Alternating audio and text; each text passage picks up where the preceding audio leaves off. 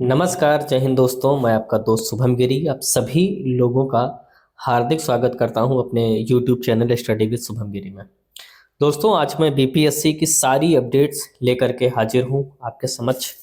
और जितने भी बीपीएससी से रिलेटेड अपडेट हैं, जैसे कि काउंसलिंग कब तक शुरू हो सकती है, जिला आवंटन कब तक हो सकता है, और आज जो न्यूज आ रही है निकल करके, क्या आज संशोधित शेड्यूल आ सकता है या नहीं, इसके ऊपर भी बात करेंगे। और पीजीटी का जो रिजल्ट है उसके ऊपर भी हम चर्चा करेंगे। यानी जितने भी हमारे बिंदु हैं बीपीएससी टीआरई 3 के, उन सभी बिंदुओं पर आज हम चर्चा करने वाले हैं। तो आप सभी लोग हमारी वीडियो के अंत तक बने रहें।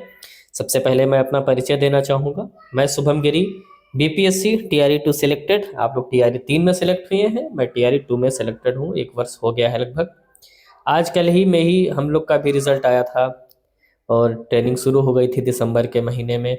आप लोगों की भी शुरू हो जाती, मगर कुछ समस्याओं की वजह से ऐसा नहीं हो पाया। दोस्तों, सबसे पहले मैं बता दूं, आपके समक्ष अगर कोई भी समस्या आ रही हो, चाहे वो डॉक्यूमेंट वेरिफिकेशन से रिलेटेड हो, काउंसलिंग से रिलेटेड हो, ट्रेनिंग से रिलेटेड हो, तो आप बेझिझक हमसे सवाल कर सकते हैं। दोस्तों, मैं अपना जो मेरा बिहार में शिक्षक के रूप में अनुभव रहा है, एक पूरा का पूरा आपके साथ शेयर करूंगा। दोस्तों, अगर आपको मेरी वीडियोस अच्छी लगती हैं तो आप प्लीज़ हमारे चैनल को जरूर सब्सक्राइब करें और अपना सपोर्ट भी हमें प्रदान करें। तो चलिए दोस्तों, सबसे पहले जो बिहार न्यूज वहाँ से निकल करके आ रही है उस पर पहले डिस्कशन कर लेते हैं और उसके बाद आगे की चर्चा हम शुरू करते हैं।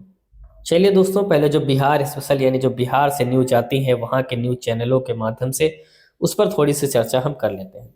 सूत्रों के हवालों से बड़ी खबर, टीआरई 3 के अभ्यर्थियों की अब 23 से 28 दिसंबर को नहीं होगी काउंसलिंग। वैसे इस लाइन में तो कोई नई बात नहीं है, आप सभी लोगों को पता है कि 23 से 28 दिसंबर तक जो काउंसलिंग होने वाली थी अब नहीं होगी। हाँ, लेकिन कोई ऑफिशियल कैंसिलेशन का जो लेटर है वो अभी तक नहीं आया है, मगर आप उसको कैंसिल ही मान करके चलिए। शिक्षा विभाग आज किसी भी वक्त कर सकता है पत्र जारी, यानी जो कैंसिलेशन का जो लेटर है अभी तक शिक्षा विभाग की तरफ से नहीं आया है, मगर आज ये शाम को दोस्तों आपको देखने को मिल सकता है। हमें भी प्रतीक्षा है, आप भी प्रतीक्षा करिए, और जैसे ही वो लेटर आएगा हम सबसे पहले उपस्थित होकर के आपको हम उससे अवगत कराएंगे। जिला आवंटन नहीं होने से काउंसलिंग तत्काल हो सकती है प्रभावित, और मैंने आपको पहले ही बता रखा है कि काउंसलिंग लेट होने का सबसे जो प्रमुख कारण है वो ये है कि जिला आवंटन नहीं हो पाया। उसका एक और बड़ा कारण है कि जो ट्रांसफर वाला सिस्टम चल रहा है इसकी वजह से और चीजें जो है थोड़ा सा डिले हो गई हैं। पीआरटी टीजीटी के अभ्यर्थी रिजल्ट के बाद काउंसलिंग का कर रहे हैं इंतजार। इसमें दोस्तों जूनियर भी ऐड कर दीजिए, यानी पीआरटी, जूनियर और टीजीटी, इन तीनों ही पोस्टों के लिए जो रिजल्ट है दोस्तों आ चुका है, और हमारे भाई बहन लगातार इंतजार कर रहे हैं कि हमारा जिला आवंटन कब होगा, हमारी काउंसलिंग कब होगी। पीजीटी अभ्यर्थी हैं रिजल्ट के इंतजार में। अभी भी आप सभी लोगों को पता है कि जो हमारे पीजीटी के भाई बहन हैं उनका रिजल्ट जो है अभी तक नहीं आया है। तो हम इन सभी बिंदुओं पर जो बचे हुए इस पर बात करेंगे, और थोड़ी सी अपडेट हम आपको कोर्ट केस की भी सरसरी तौर पर दे देंगे। तो चलिए व्हाइट बोर्ड पर और आज का डिस्कशन शुरू करते हैं। दोस्तों, सबसे पहले हम शुरुआत करते हैं, हमारा जो पहला बिंदु है वो है पीजीटी का रिजल्ट के बारे में। और मैं बता दूं, सबसे पहले जो रिजल्ट आएगा, अब जो आगे की कार्यवाही होगी उसमें दोस्तों आपको देखने को मिलेगा पीजीटी का रिजल्ट। तो पीजीटी का जो रिजल्ट आएगा वो 30 से 31 दिसंबर के मध्य आने की दोस्तों जो है वो सूचना प्राप्त हो रही है। यानी अभी लगभग 10 दिनों तक आपको इंतजार करना पड़ सकता है। ठीक है, तो मेरे ख्याल से पीजीटी वालों को उनकी अपडेट मिल गई होगी।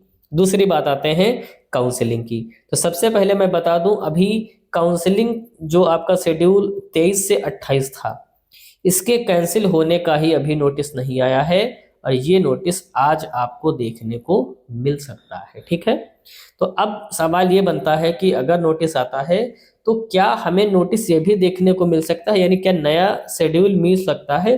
तो इसकी संभावना है कि हो सकता है जब वो कैंसिलेशन का नोटिस डाले तो मे बी जो नया शेड्यूल है वो भी जारी कर सकते हैं, मगर इसकी अभी कोई हमें पुख्ता जो सूचना है वो प्राप्त नहीं हुई है। लेकिन कैंसिलेशन हो सकता है, इसकी सूचना हमें जरूर प्राप्त हुई है। ठीक है, तो जो नया शेड्यूल है दोस्तों वो ऐसा सुनने में आ रहा है कि 10 जनवरी के आसपास लग सकता है। नया शेड्यूल जो आएगा कि काउंसलिंग का, वो 10 जनवरी के आसपास आपकी जो काउंसलिंग है वो शुरू हो सकती है, ऐसे अनुमान हमारे सूत्रों के हवाले से मिल रहे हैं। अगला बिंदु है हमारा वो ये है कि एक तो बात कर लेते हैं वाटर मार्क की, ठीक है।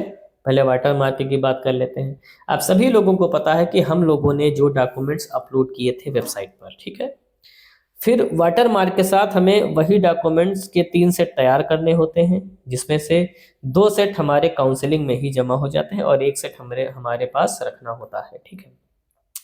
तो वाटर मार्क वाला भी आपको जिन पोस्टों का रिजल्ट आ चुका है उनका आपको जो है दोस्तों दिसंबर के आखिरी सप्ताह में देखने को मिल सकता है, लास्ट वीक में, ठीक है।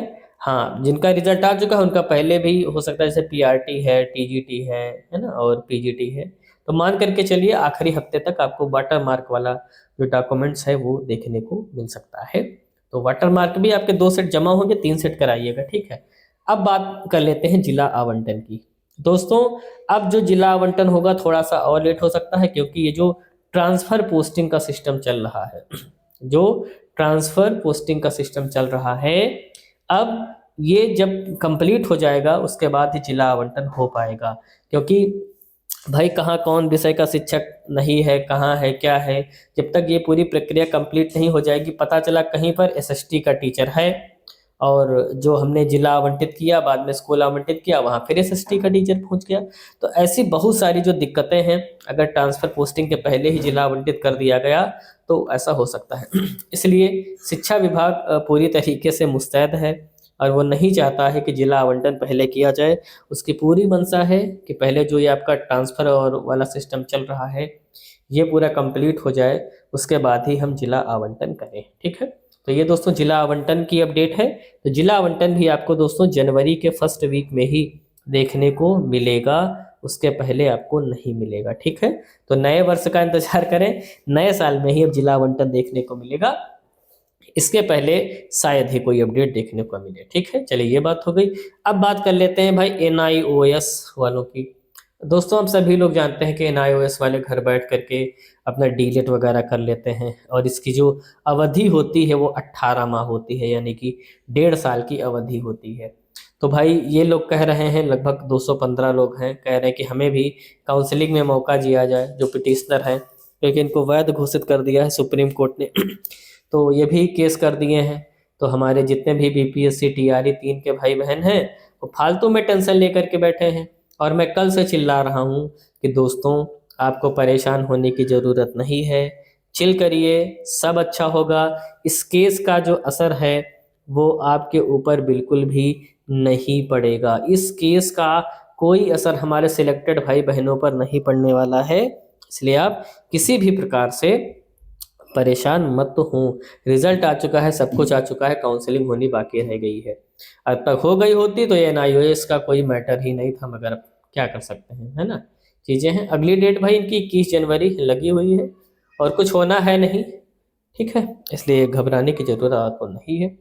तो ये दोस्तों आज की सारी अपडेट्स थी जो मैंने आपको प्रदान कर दी हैं, और जैसे ही मुझे अन्य कोई अपडेट मिलेगी, नोटिस मिलेगी, मैं तुरंत उपस्थित हो जाऊंगा आपके समक्ष वो सारी वीडियोस न्यूज लेकर के। तब तक आप सभी लोग दोस्तों अच्छे से ख्याल रखिएगा। वीडियो पसंद आई हो लाइक करिए, दोस्तों में शेयर भी करिए। तो आज की वीडियो में बस इतना ही। अगर वीडियो अच्छा लगी हो तो चैनल को सब्सक्राइब दोस्तों जरूर करिएगा और अपना सपोर्ट अपने भाई शुभम गिरी को जरूर प्रदान करिएगा। तो आज की वीडियो में बस इतना ही। जैसे ही मुझे अन्य कोई अपडेट मिलेगी मैं तुरंत उपस्थित हो जाऊंगा आपके समक्ष नई वीडियो लेकर के। तब तक आप सभी लोग अच्छे से अपना ख्याल रखिएगा और मेरे साथ बोलिए जय हिंद, जय भारत।